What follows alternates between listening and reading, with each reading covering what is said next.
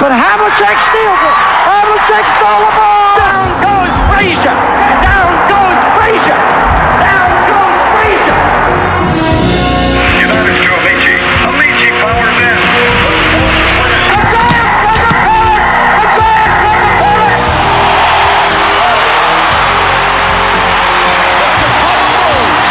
Won their 6th NBA championship. Gibson swings. This is gonna be a home run. Unbelievable! I don't believe what I just saw.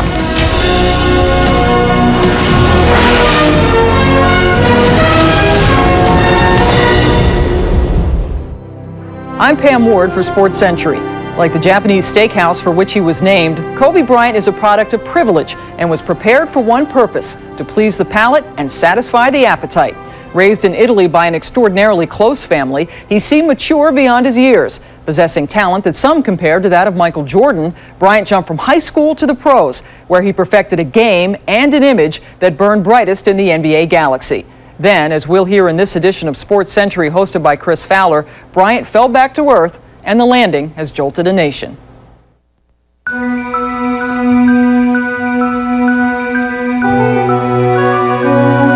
I'm not Michael Jordan. There'll never be another Michael Jordan. He's the greatest player of all time, and nobody can fill his shoes, period. Anybody who comes into the league with a game that at all emulates Michael Jordan's has been compared to Jordan.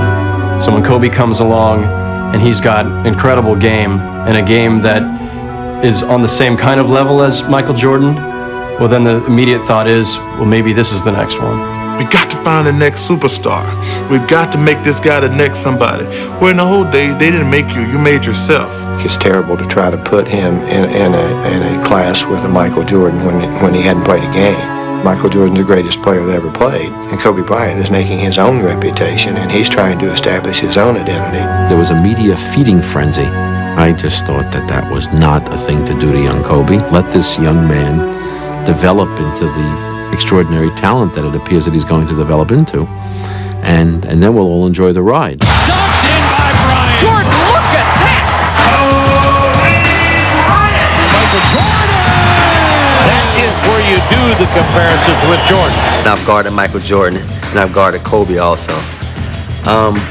Really can't tell the difference from them apart. Everybody knew what Michael Jordan was going to do when he had the basketball. You just couldn't stop him. And it's a different situation with Kobe. You don't know what he's going to do because he hits you with so many different ways. Bryant. Oh! When he first came to the league, he had a bull head.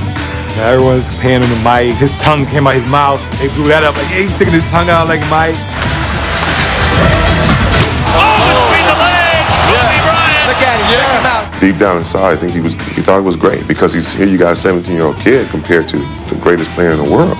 Kobe Bryant is an unbelievably competitive person, and if there's one area that he reminds me of to some degree, that would be in the competitive area to Michael Jordan. If you know the Lakers situation, they called him 23.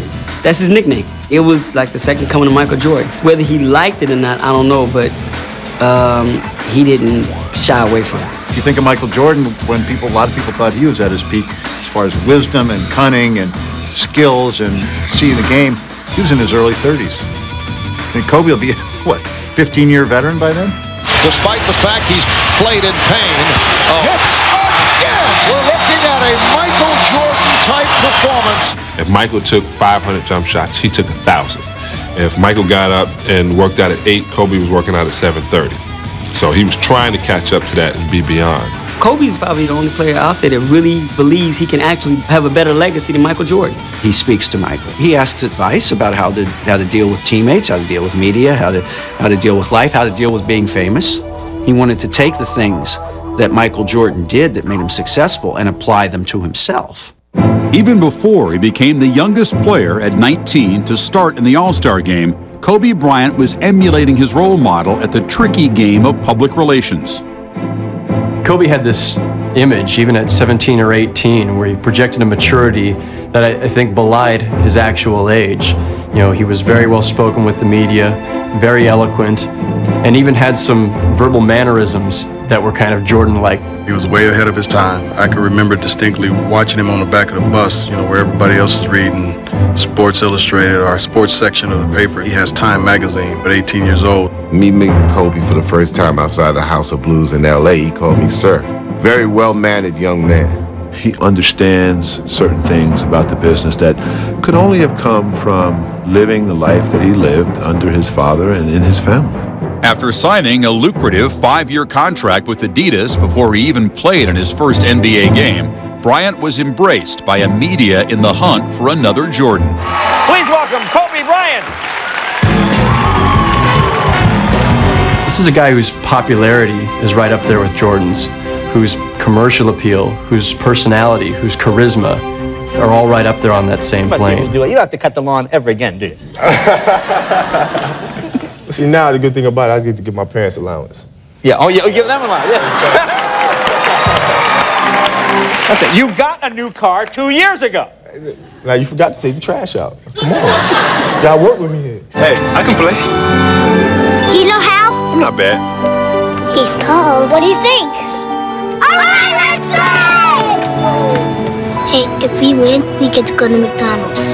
So don't play. Growing up in the suburbs, not necessarily being viewed as a street kid, he has a crossover appeal. He's a GQ cover guy, and yet when he's on the court, he plays like any kid in any inner city. Kobe's marketability is probably the same as MJ's was back in MJ's earlier years. Both guys were attractive to the public. Leading the Lakers to their 3rd straight title in 2002, Bryant was being billed as the league's most electrifying player. Just as important, he projected an image that enhanced not only himself, but also the NBA. This is a guy who had everything. He had the grace, the style, the agility, the ability, the intelligence, pleasure to be around. So everybody, really took to this guy and fell in love with him. It's hard not to. I think it's just a maturation process of understanding how they want you perceived as opposed to how you really are as a person. And it's become very vital for me to make sure that the message that's being communicated out there to consumers is the person that I actually am. In 2001, Bryant married 19-year-old Vanessa Lane, and not quite 2 years later, they had a daughter, Natalia. Then, in the summer of 2003, Bryant's public image was severely fractured after a 19-year-old employee of a resort in Edwards, Colorado, visited his room. Los Angeles Lakers All-Star Kobe Bryant arrested by Eagle County, Colorado sheriffs. Bryant complied with an arrest warrant, turned himself in Friday, July 4th, and will have to answer charges of felony sexual assault. After 6 days of rumor, innuendo, and media speculation, Bryant attempted to contain the firestorm by reminding a reporter from the Los Angeles Times of his sterling image. "You guys know me," he said. "You know I would never do something like that." 6 days later, the Eagle County, Colorado District Attorney claimed otherwise. The defendant was charged with 1 count of sexual assault. Penalties on this Class 3 felony are that if it's a prison term, it's from 4 years to life imprisonment. This woman is alleging that he forced himself on her and he raped her. It's the second strongest count they could bring against him. The first would be if he used a weapon in the commission of the crime. I'm innocent. I didn't force her to do anything against her will. I'm innocent. The first thing I thought of was this couldn't be accurate. And then when you got a little more information and you found out that he was going to be involved in this, you were wondering, well, how could he have put himself in this position? Why would he have taken this risk? I sit here in front of you guys, furious at myself, disgusted at myself for making a mistake of adultery.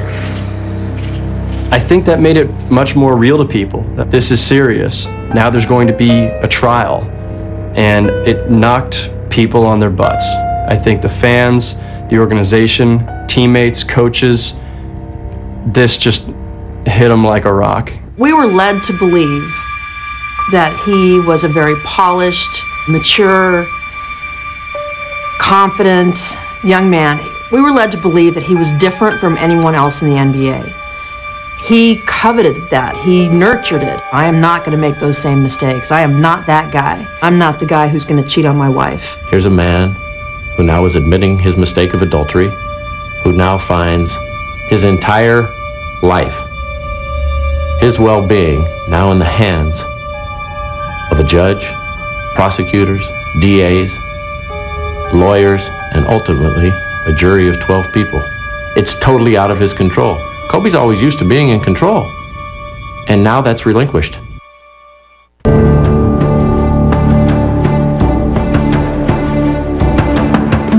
I had heard a lot about this youngster who at the time was 13 years old. I invited him to scrimmage against our varsity. After 5 minutes of play against my varsity, I turned to my assistant coaches and I said, "This kid's a pro." Kobe learned so much from his father on the court, just little things that only his dad as a professional basketball player could have taught him, like pinching you in the ribs to get a rebound or elbowing you in the right spot or holding your jersey. As Lower Merion's JV coach, Joe Bryant concentrated on his son's every move on the varsity. His father would yell something out in Italian, and he would kind of glance over at his father, nod his head, and then do something nasty on the floor. Oh, no! Wow!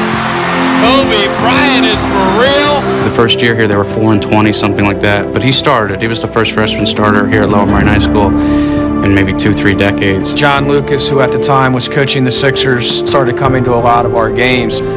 Kobe got invited by John to scrimmage at St. Joe's University with some of the current Sixers. He and Stackhouse played one-on-one, McDice.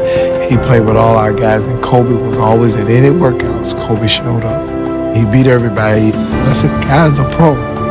Averaging 31 points and 12 rebounds, Bryant took Lower Merion into the state playoffs, only to get knocked out in the semifinals. The taste of defeat was bitter. We were in the locker room, whole team was crying. He said, "I hate this feeling." He said, "Man, next time we stop playing basketball, it's because there's no games left." Bryant started his senior season with 2 goals. One was to win the state championship. The other was less public and considerably more ambitious. The first day of practice, Kobe was reaching and grabbing and clutching a lot on defense. Kobe's first reaction when I was getting on him about reaching was, "I'm getting ready to play pro defense." He's the best player in the country. Didn't know if he was going to go pro. Everybody wanted to go see Kobe play. Everybody.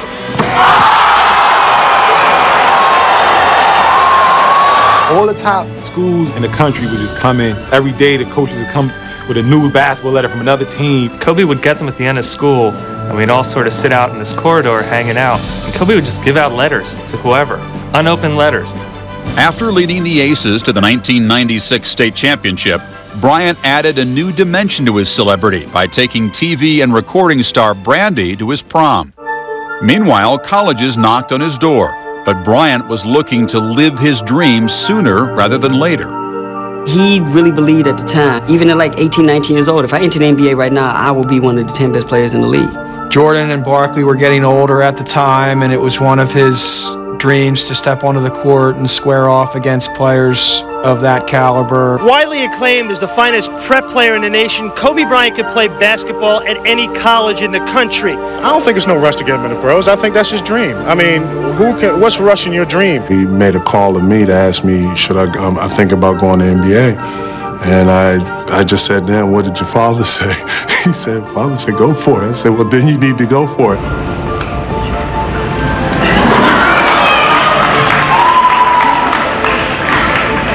No, I have decided to skip college and take my talent to the NBA. He had his sunglasses on his top of his head and thought it was a little much. Here's a 17, 18-year-old kid kind of acting like he's Michael Jordan already. For the next week, 98% of the calls going on sports radio and on the TV reports were, "This is the dumbest thing we've ever heard. Why is this kid doing that? I can't believe he's giving up a chance for education." It's an opportunity of a lifetime. I feel it's time for me to go out and seize it while I'm still young. At that point in time, high school kids had really not been a part of the process of identifying NBA players. We don't want them in the NBA. People don't want to babysit 18 and 19-year-old kids. You got a lot of guys thinking that they're ready for the NBA when they really should go to college. If you really have the talent, the college game will only enhance what you have. My first thought was really that you like to see someone like Kobe get a couple of years of seasoning in college so that he doesn't have to spend as much time on the bench and he would grow a bit. This is a kid who's smart, he's lived abroad, he's very comfortable with himself. If this kid doesn't go to college, who does? With the 13th pick in the 1996 NBA draft, the Charlotte Hornets select Kobe Bryant from Lower Merion High School in Pennsylvania. But even before Bryant was picked by the Hornets in the first round, the Lakers were interested in the high school phenom. Just got a chance to just do some drill work with him. And then Jerry West says, Coop, let's go down the low post and work him out there. So I start guarding Kobe, and all of a sudden he's hitting me with all these elbows as he's turning. We knew then that he was going to be a good player. West called me right afterwards and said, Chick, I got a guy I got to have. And then I said, who is it? He told me his name. I said, I never heard of it. He said, he's just coming out of high school. I said, you got to be crazy. The thing that most impressed me about him was his ability to articulate the reasons why he wanted to play in the league. We get a chance to spend some interview time with him behind closed doors, and all the questions we hit him with, he answered them appropriately, wasn't shy, was very candid about a lot of things. 15 days after the draft, the Lakers acquired Bryant in a trade for their starting center, Vlade Divac. He knew that he could be a great player at this level, but it's your mental toughness that's going to keep you in the league, and if you keep yourself healthy, that'll make you a superstar. Armed with sensational ability, a blistering work ethic, and a social sophistication beyond his 18 years, Kobe Bryant hit the City of Angels, where young stars often vault to the top or burn out in mid-flight.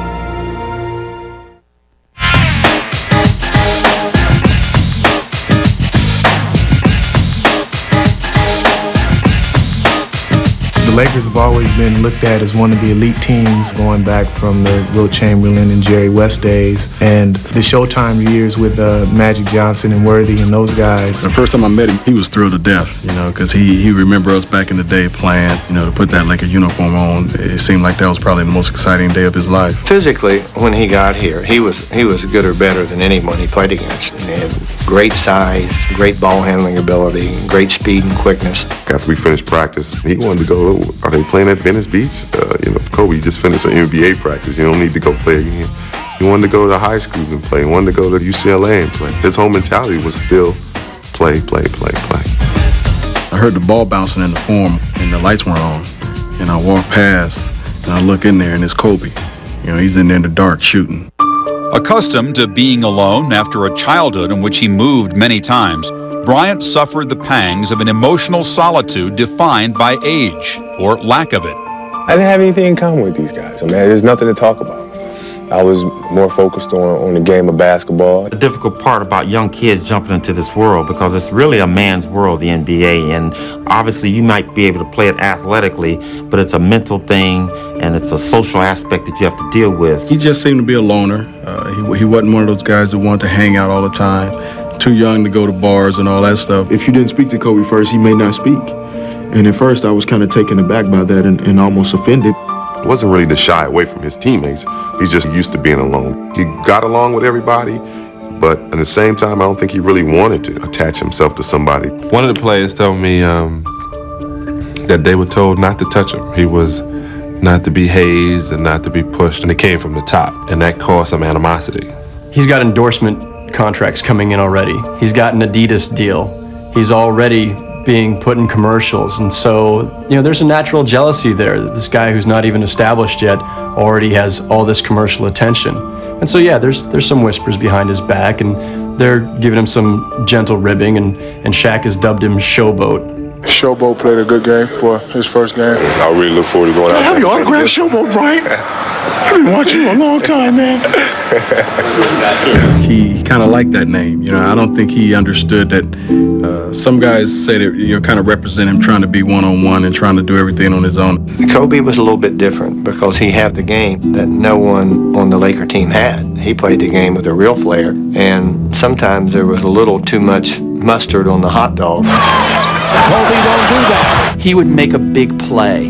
Guys wouldn't be applauding. No one would come and greet him. There was no congratulations. The feeling was, hey, you think you're great. You think you're going to step on us. to be great. We'll watch, but we're not going to support you. There's a pecking order in the NBA, and Kobe was just trying to do what he did in high school and not understanding that you got 4 other players that can get it done. When I first came into the league, I was more trying to prove myself as an individual basketball player, not really thinking about my teammates or trying to lead them, because that wasn't my role. It was obvious that he was going to be a superstar, but first couple of years he made more turnovers than he did assists. He was a little bit too aggressive to shoot the basketball. Bounce pass to Kobe, comes underneath, puts it up. He viewed himself as a player who could come in and make an immediate impact. That's not going to happen for any high school kid. You had a lot of people that could not stand Kobe Bryant. Darrell Harris wouldn't allow him to make fancy moves in practice. If he'd made a spectacular move, Darrell wouldn't even count the basket. And he never got playing time. It was killing him, because in his mind, he's doing everything that he's supposed to do to get to that point in his career where he can shine. That was part of Kobe's frustration as well, being the youngest guy and, almost feeling like his desire was greater than everyone's. That desire would have its moment in Game 5 of the 1997 Western Conference semifinals against Utah. With the game tied and seconds left, the passionate rookie held the world in his hands. Kobe Bryant will take it. An 18-year-old rookie. Short. No time remains. Nobody else wanted to take that shot. Kobe was the only one to step up and say, I want to take this shot. Bryant for the tie.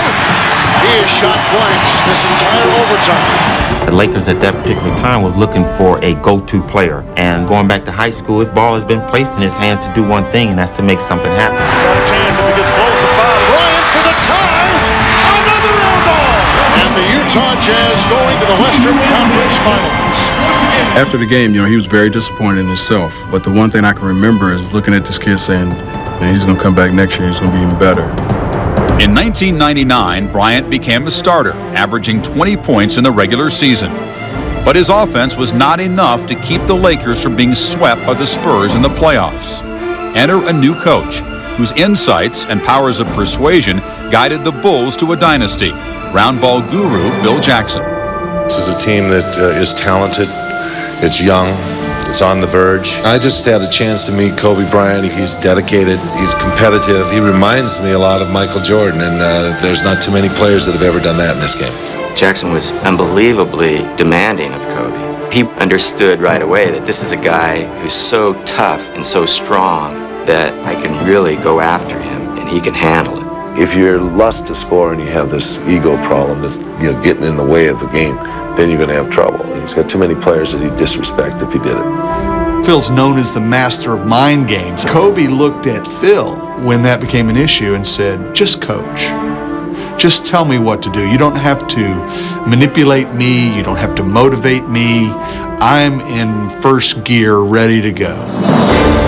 In Game 7 of the 2000 Western Conference Finals against the Trailblazers, Bryant posted 25 points, 11 rebounds, and 7 assists. But it wasn't stats that defined his maturity. It was poise in crunch time. Bryant to shot!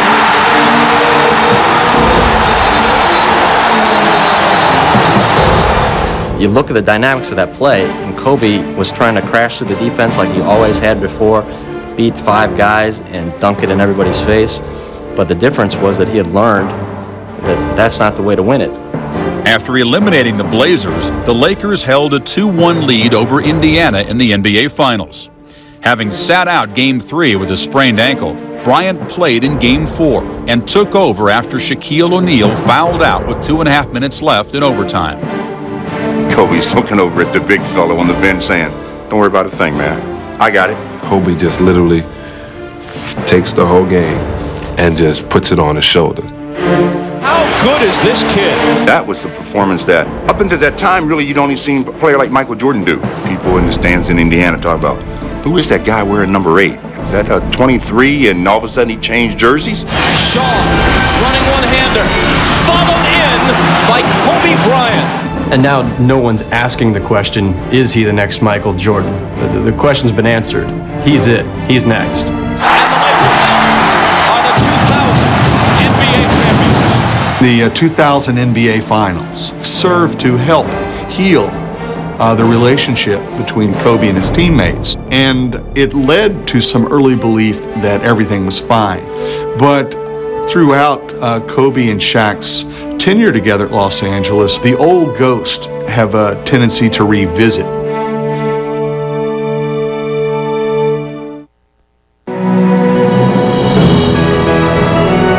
When opposites attract, you respect what is different about the other person.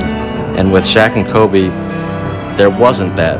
Shaquille and Kobe are very different personalities. Shaquille is very playful, and Kobe is a more serious person. While Shaq is the older one and the bigger one, Kobe is by far the most mature and reserved. That's the way they approach basketball in a lot of ways. Shaq would look at Kobe and say, "Lighten up." And Kobe would look at Shaq and say, "Get serious." There was a team meeting, and Shaquille O'Neal spent a lot of time saying, "We cannot win with Kobe Bryant."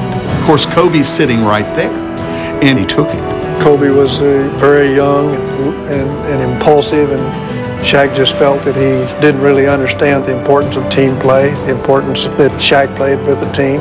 These hard feelings built up over time. During a 2-on-2 pickup game, Shaq slapped Kobe. It was obvious that this was something that would never be forgotten. It was a hard moment. Such episodes, not all of them with O'Neal, have tended to drive Bryant to achieve ever higher levels of play. After winning an NBA championship, he hardly took a breath before steeling himself for the next season. I remember him saying he took 2 weeks off and went right back to training for the next year. Now that's amazing. You're supposed to sit back and let people pat you on your back. He was right back in the gym. Everybody on the team sort of had a bigger ego because they were champs. They all believed that their way is the right way. Therein lies the adjustment, handling the success of a championship, putting the egos aside once again with the understanding that it's a team concept. I felt like it was really my job to make sure the team was moving in the right direction and to really become more of a vocal leader. When Shaq comes in, he's out of shape. He's gonna kind of cruise through the regular season. And Kobe comes in, he's been shooting jump shots every day, every hour, every minute. Kobe said, okay, I can either reward myself for all the things I've done, or I can give it to this guy who can't get up and down the court and who they're going to foul at the end of the game. So tell me what I'm doing wrong here. Sometimes I wish he was a little bit more diplomatic. Kobe's going to be Kobe. That's the one thing I've learned, I respect about him. He's very opinionated, but he's very honest. Things finally hit their low point between Kobe and Shaq in January of 2001. ESPN magazine does a story on Kobe in which he basically says he doesn't want to have to contain his game anymore, that he wants to turn his game up, not down. And that was really when things completely blew up between Kobe and Shaq. When everything went through me, the outcome was good. If the big dog ain't me, then the house won't get guarded. Period. People wanted me to just kind of level off my play and not improve and just do the same thing I did last year. And I'm not going to do that. I work too hard and I improve as a basketball player every day.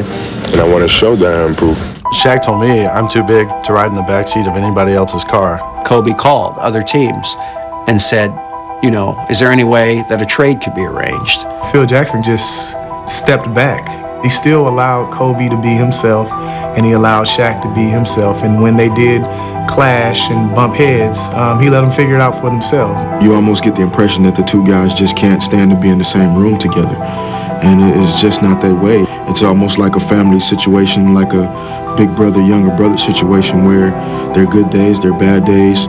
We had our moments where it was hard to play with one another, but we never disliked one another. It wasn't so much that Kobe had to develop a relationship with Shaq as he had to develop a relationship with that entire team. Kobe had always kept to himself.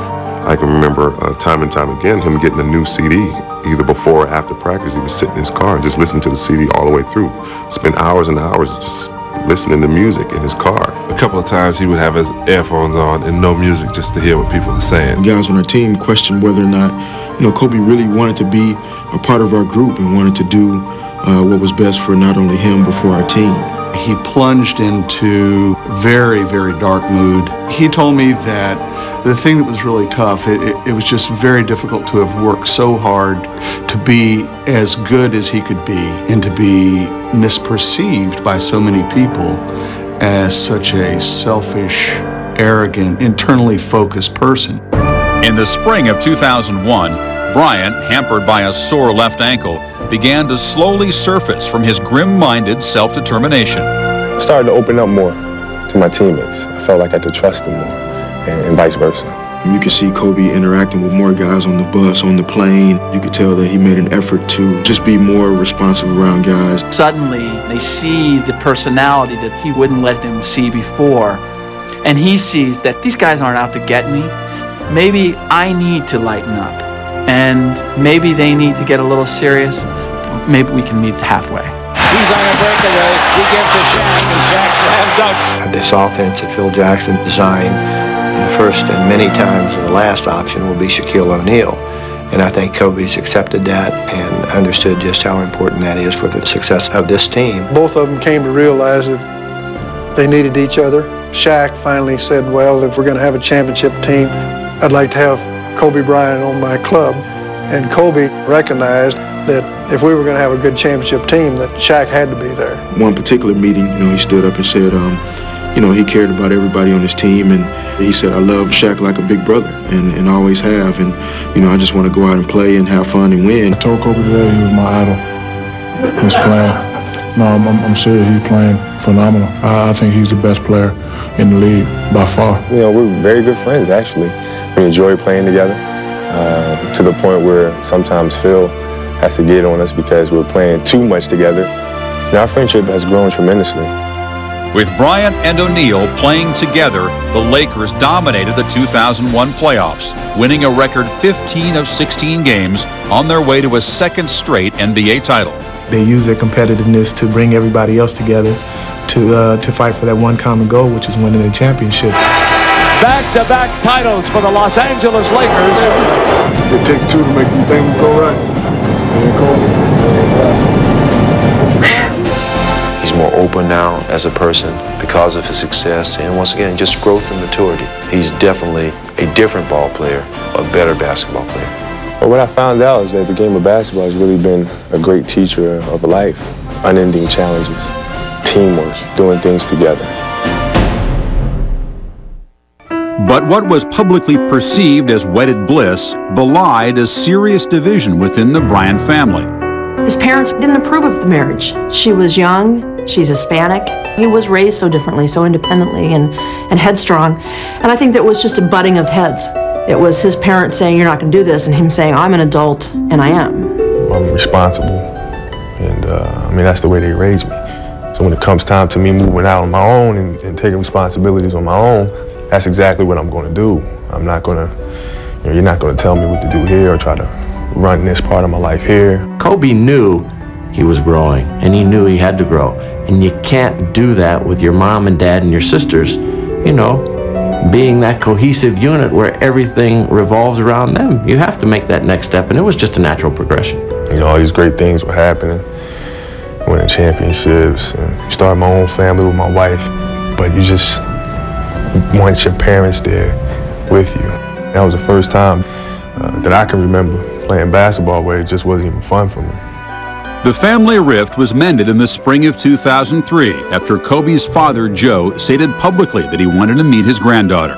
All seemed right with the Bryants again, but a far greater threat to family unity with far darker implications for Bryant awaited down the road just weeks away.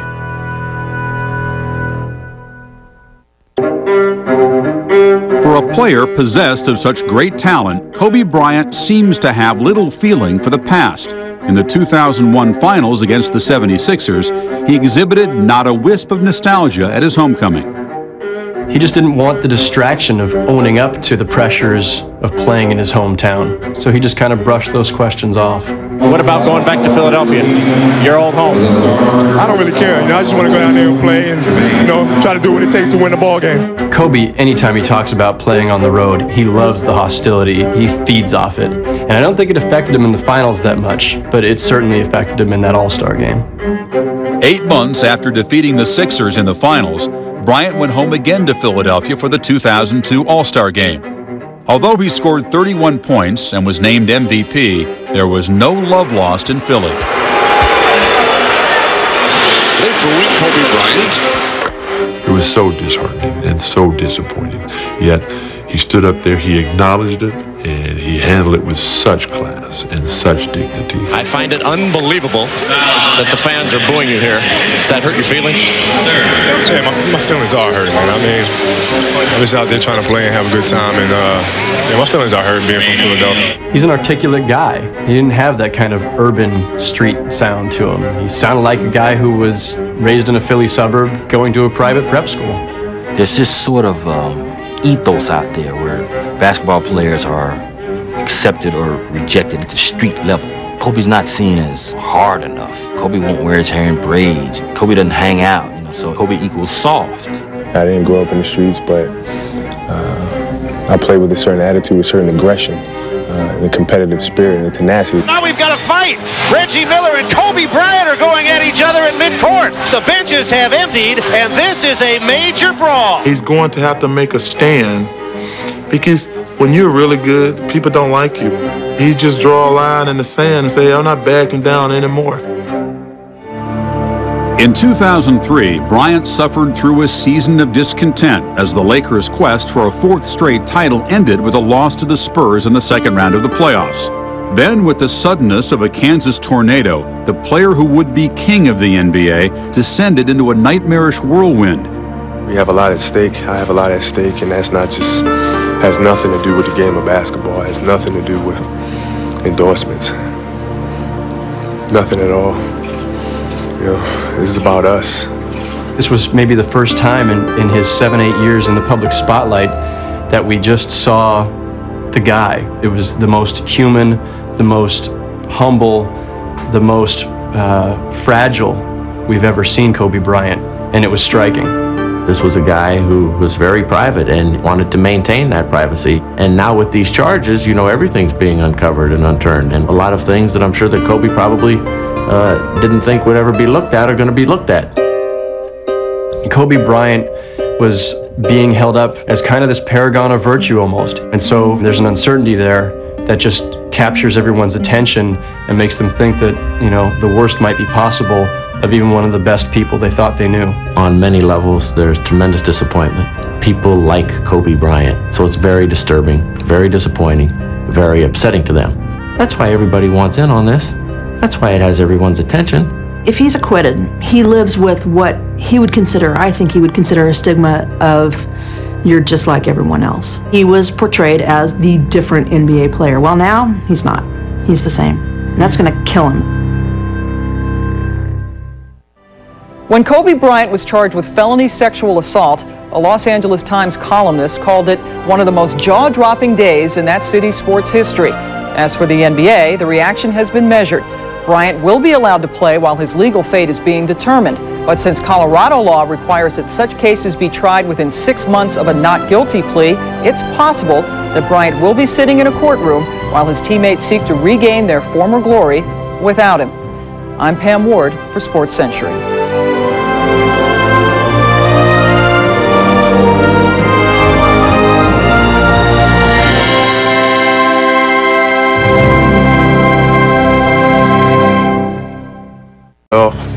Disgusted at myself for making a mistake of adultery. I think that made it much more real to people, that this is serious. Now there's going to be a trial, and it knocked people on their butts. I think the fans, the organization, teammates, coaches, this just hit them like a rock. We were led to believe that he was a very polished, mature, confident young man. We were led to believe that he was different from anyone else in the NBA. He coveted that. He nurtured it. I am not going to make those same mistakes. I am not that guy. I'm not the guy who's going to cheat on my wife. Here's a man who now is admitting his mistake of adultery, who now finds his entire life, his well-being, now in the hands of a judge, prosecutors, DAs, lawyers, and ultimately a jury of 12 people. It's totally out of his control. Kobe's always used to being in control, and now that's relinquished.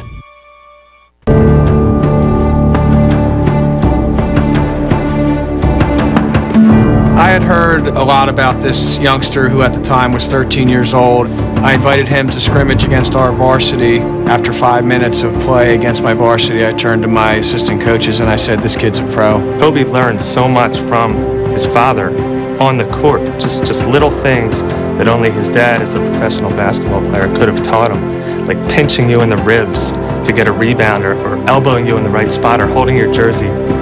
As Lower Merion's JV coach, Joe Bryant concentrated on his son's every move on the varsity.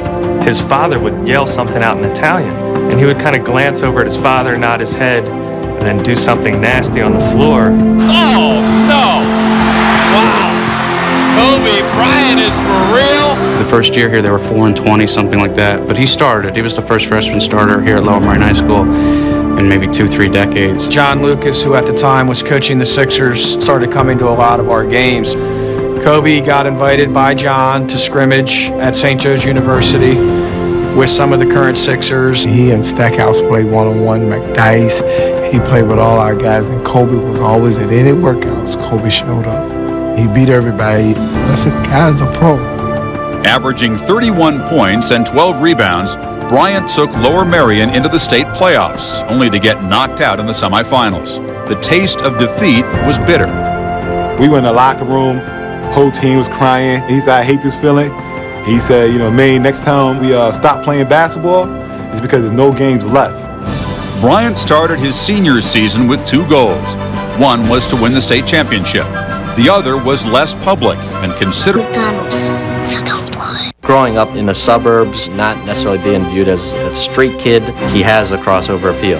He's a GQ cover guy, and yet when he's on the court, he plays like any kid in any inner city. Kobe's marketability is probably the same as MJ's was. Back in MJ's earlier years, both guys were attractive to the public.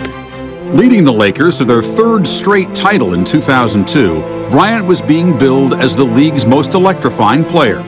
Just as important, he projected an image that enhanced not only himself, but also the NBA. This is a guy who had everything. He had the grace, the style, the agility, the ability, the intelligence, pleasure to be around. So everybody, really took to this guy and fell in love with him. It's hard not to. I think it's just a maturation process of understanding how they want you perceived as opposed to how you really are as a person. And it's become very vital for me to make sure that the message that's being communicated out there to consumers is the person that I actually am.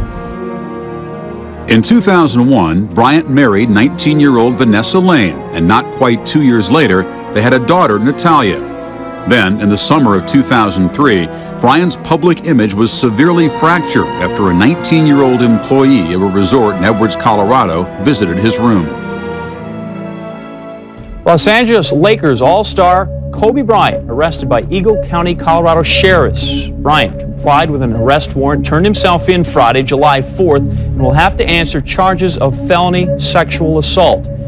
After 6 days of rumor, innuendo, and media speculation, Bryant attempted to contain the firestorm by reminding a reporter from the Los Angeles Times of his sterling image.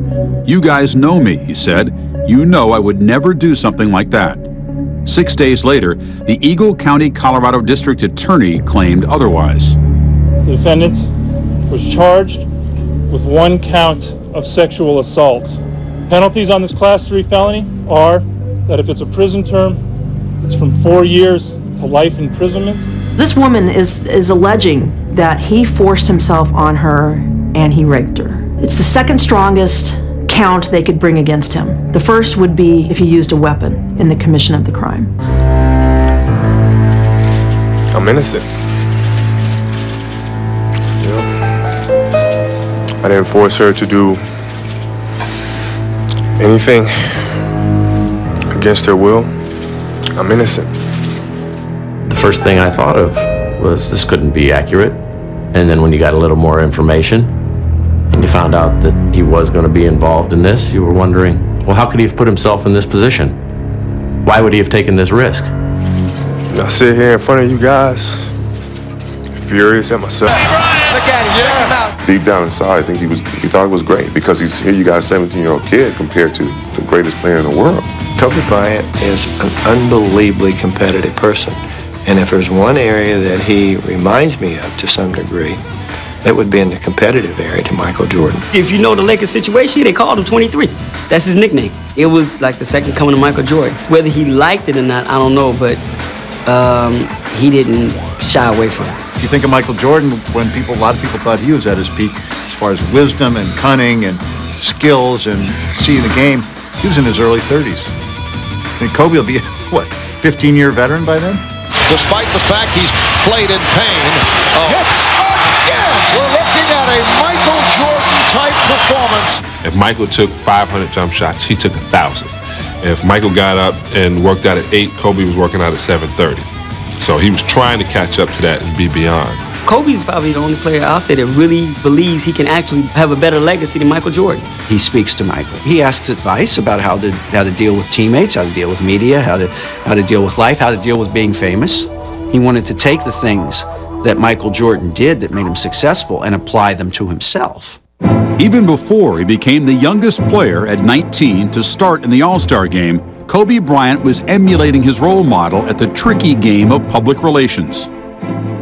Kobe had this image, even at 17 or 18, where he projected a maturity that I think belied his actual age. You know, he was very well spoken with the media, very eloquent, and even had some verbal mannerisms that were kind of Jordan-like. He was way ahead of his time. I can remember distinctly watching him on the back of the bus, you know, where everybody else is reading Sports Illustrated or our sports section of the paper. He has Time magazine, but 18 years old. Me meeting Kobe for the first time outside the House of Blues in L.A., he called me sir. Very well-mannered young man. He understands certain things about the business that could only have come from living the life that he lived under his father and in his family. After signing a lucrative 5-year contract with Adidas before he even played in his first NBA game, Bryant was embraced by a media in the hunt for another Jordan. Please welcome Kobe Bryant. This is a guy whose popularity is right up there with Jordan's, whose commercial appeal, whose personality, whose charisma are all right up there on that same plane. You don't have to cut the lawn ever again, do you? See, now the good thing about it, I get to give my parents allowance. Yeah, oh yeah, give them allowance, yeah. That's it, you got a new car 2 years ago. Now you forgot to take the trash out. Come on, y'all work with me here. Hey, I can play. Do you know how? I'm not bad. He's tall. What do you think? All right, let's play! Hey, if we win, we get to go to... But Havlicek steals it! Havlicek stole the ball! Down goes Peja! Down goes Peja! Down goes Peja! United to Amici. Amici powers in.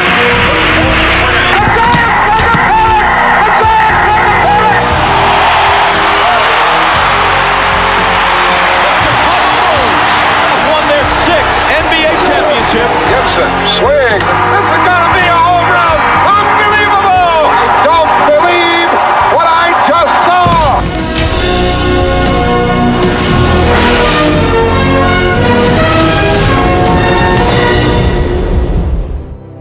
I'm Pam Ward for Sports Century. Like the Japanese steakhouse for which he was named, Kobe Bryant is a product of privilege and was prepared for one purpose: to please the palate and satisfy the appetite. Raised in Italy by an extraordinarily close family, he seemed mature beyond his years. Possessing talent that some compared to that of Michael Jordan, Bryant jumped from high school to the pros, where he perfected a game and an image that burned brightest in the NBA galaxy. Then, as we'll hear in this edition of Sports Century hosted by Chris Fowler, Bryant fell back to earth, and the landing has jolted a nation.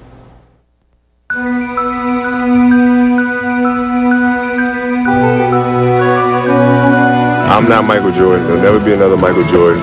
He's the greatest player of all time, and nobody can fill his shoes, period. Anybody who comes into the league with a game that at all emulates Michael Jordan's has been compared to Jordan. So when Kobe comes along and he's got incredible game and a game that is on the same kind of level as Michael Jordan, well then the immediate thought is, well maybe this is the next one. We got to find the next superstar. We've got to make this guy the next somebody. Where in the old days, they didn't make you, you made yourself. It's terrible to try to put him in a class with a Michael Jordan when he hadn't played a game. Michael Jordan's the greatest player that ever played, and Kobe Bryant is making his own reputation, and he's trying to establish his own identity. There was a media feeding frenzy. I just thought that that was not a thing to do to young Kobe. Let this young man develop into the extraordinary talent that it appears that he's going to develop into, and then we'll all enjoy the ride. Dunked in by Bryant. Jordan, look at that! Michael Jordan! That is where you do the comparisons with Jordan. And I've guarded Michael Jordan, and I've guarded Kobe also. Really can't tell the difference from them apart. Everybody knew what Michael Jordan was going to do when he had the basketball. You just couldn't stop him. And it's a different situation with Kobe. You don't know what he's going to do because he hits you with so many different ways. Bryant. When he first came to the league, he had a bull head. Everyone was comparing him to Mike. His tongue came out his mouth. They grew that up like, yeah, he's sticking his tongue out like Mike. Between the legs. Considerably more ambitious. The first day of practice, Kobe was reaching and grabbing and clutching a lot on defense. Kobe's first reaction when I was getting on him about reaching was, I'm getting ready to play pro defense. He's the best player in the country. They know he's going to go pro. Everybody wanted to go see Kobe play. Everybody.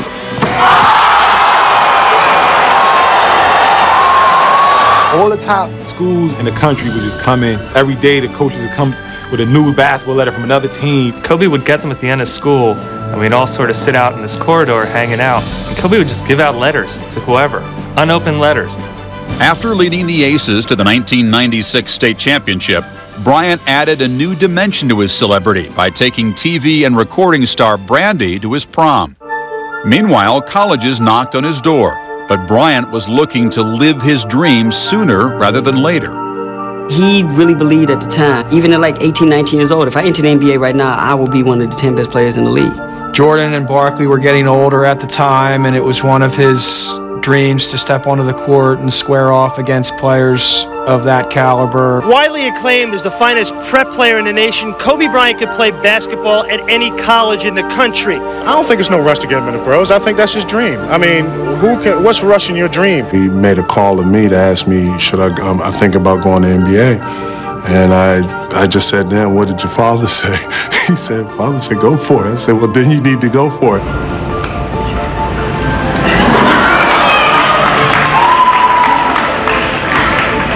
No, I have decided to skip college and take my talent to the NBA.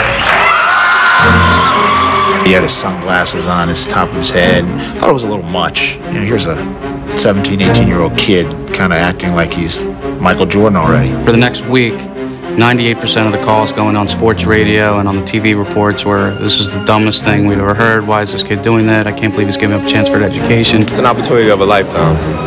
I feel it's time for me to go out and seize it while I'm still young. At that point in time, high school kids had really not been a part of the process of identifying NBA players. We don't want them in the NBA. People don't want to babysit 18 and 19-year-old kids. You got a lot of guys thinking that they're ready for the NBA when they really should go to college. If you really have the talent, the college game will only enhance what you have. My first thought was really that you'd like to see someone like Kobe get a couple of years of seasoning in college so that he doesn't have to spend as much time on the bench and he would grow a bit. This is a kid who's smart, he's lived abroad, he's very comfortable with himself.